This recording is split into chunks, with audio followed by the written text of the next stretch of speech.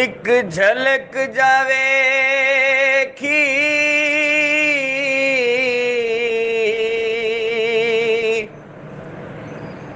ਯੂਸਫ ਦੀ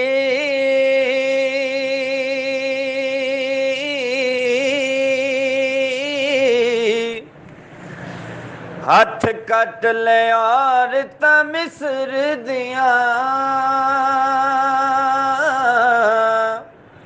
ਹੱਥ ਕੱਟ ਲਿਆ ਔਰਤਾਂ ਮਿਸਰ ਦੀਆਂ।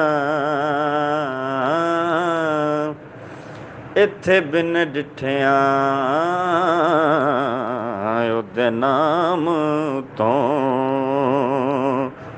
ਲੱਖਾਂ ਸੀਸ ਕਟਾਏ ਜਾਂਦੇ ਨੇ। ਇੱਥੇ ਬਿਨ ਡਿਠਿਆਂ ਉਹਦੇ ਨਾਮ ਤੋਂ ਲੱਖਾਂ ਸੀਸ ਕਟਾਏ ਜਾਂਦੇ ਨੇ। ਅੱਖੀਆਂ